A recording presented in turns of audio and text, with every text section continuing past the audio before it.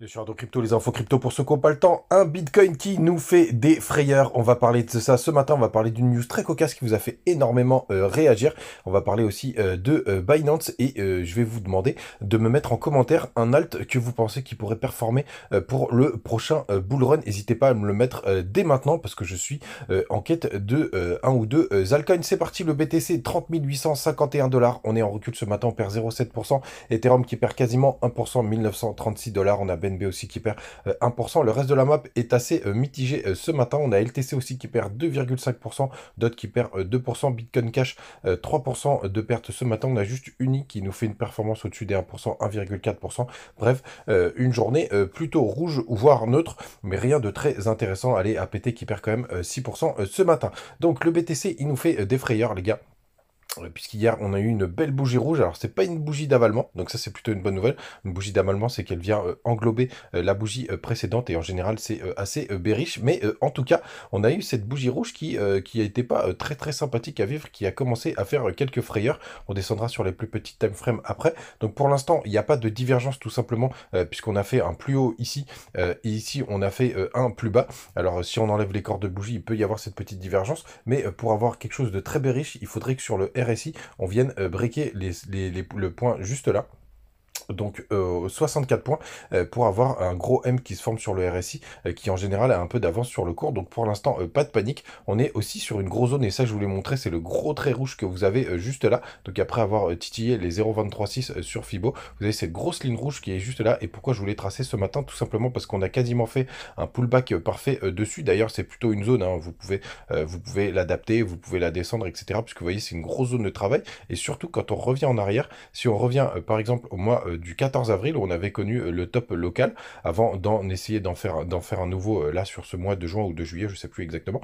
Vous voyez qu'on a travaillé énormément cette zone et quand on revient encore dans le passé, vous allez voir, c'est une grosse zone de travail qui était entre le mois de mai 2022, donc tout le mois de mai 2022 jusqu'à mi-juin. Donc on est à peu près d'ailleurs sur les mêmes périodes et vous voyez, on l'a énormément travaillé. Donc c'est normal que cette zone fasse office de résistance. C'est normal qu'il y ait beaucoup de difficultés à la percer. Regardez d'ailleurs le top qu'on a atteint sur cette année, c'était le top qu'on avait eu juste ici, et on avait eu un précédent top qui était au 32 364 $, qui était, on va regarder tout de suite, qui était sur la journée du 30 mai.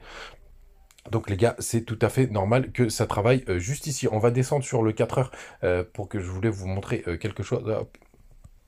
Sur le 4 heures, c'est très intéressant de voir qu'on est quand même, quand on dézoome, qu'on est quand même sur un énorme range, hein, donc rien de très inquiétant. Les gars, pour le moment, on est juste, vous voyez, là, juste, on est juste en middle range. Donc, soit si on vient le casser, en général, c'est pour aller chercher la borne basse qui se situe aux alentours des 30 000 $. Et si on arrive à le maintenir, tout simplement, on pourrait rejoindre la borne haute. Donc, c'est la pire zone hein, de travail hein, pour le coup, parce qu'on ne sait pas dans quel sens ça peut partir. Mais en tout cas, pour l'instant, il n'y a aucun indicateur qui nous donne la fin de cette hausse, à part ceux qui font un peu d'idiotisme, qui considèrent aujourd'hui qu'on a trouvé potentiellement notre top avant une correction. Mais pour l'instant, les gars, c'est pas pour moi dans les graphiques. Du long short ratio, donc là ce qui est important c'est quand même qu'on est sur la grosse zone de parité, hein, puisqu'on est quasiment à 50-50. Du côté des open interest, c'est-à-dire le nombre de positions qui s'ouvrent, il y a eu un petit peu d'ouverture de position et c'est des longues, donc il faudra faire attention. Et sur le spot par contre ça achète pas du tout. Mais pour le coup je pense qu'il se passe beaucoup plus de choses OTC, c'est-à-dire over the counter, donc pas directement sur les exchanges, puisque ça n'a jamais été aussi bas, c'est l'été, c'est normal. Et d'ailleurs le cours peut être très facilement manipulable et du côté des funding, pardon, on est en positif, c'est-à-dire que vous payez pour être en longue. Donc pas de grand chose de ce côté-là, on est ultra neutre. On va jeter un œil à Ethereum, parce qu'Ethereum aussi il nous fait des trucs assez remarquables, enfin en tout cas ça mérite de le voir. Regardez, on nous fait des belles montées en escalier, un petit dump, et on va voir si ça nous permet de repartir derrière, mais c'est assez intéressant quand on passe en daily.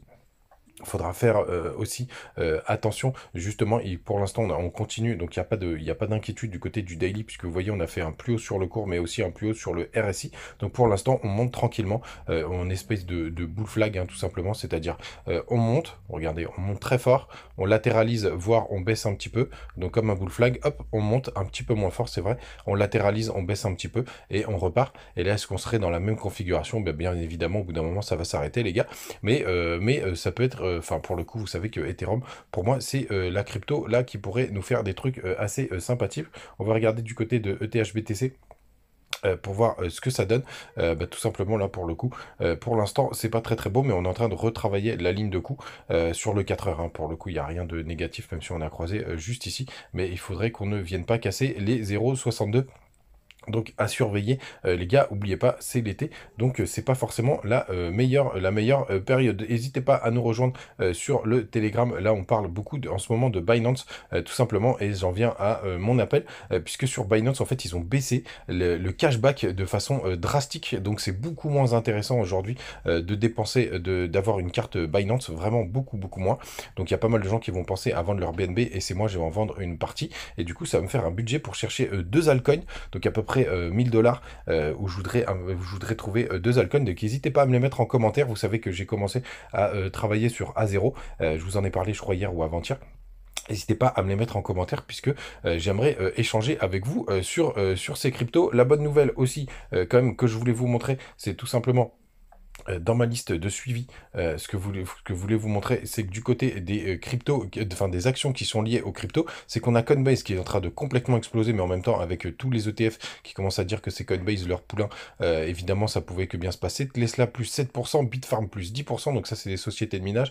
ProShare plus 2,5%, c'est celui qui performe le moment. On est à Marathon Digital qui fait 10%, et Riot qui fait 12,94%. Donc pour l'instant, on a quand même des signaux assez positifs de ce côté-là. Et n'hésitez pas à me rejoindre sur le Twitter. Parce que notamment BNB, je trouve qu'il a une bonne tête, c'est pour ça que je vais pas en sortir tout de suite. Et on a un joli pullback en 3 jours. On est en train de croiser MACD, le RSI pour le coup est plutôt bien orienté. Donc BNB, je vais pas les vendre tout de suite. Mais en tout cas, n'hésitez pas à me transmettre vos alts. Et je voudrais finir là-dessus parce qu'hier, je l'ai partagé et je pensais pas que ça ferait autant de vues sur TikTok, puisque sachez, en fait, tous les soirs, je partage une petite info sur TikTok. Ça dure quelques secondes où je vous partage des petites infos que j'ai récupérées du jour, et celle-ci, elle a été assez incroyable puisqu'elle a été vue 22 000 fois.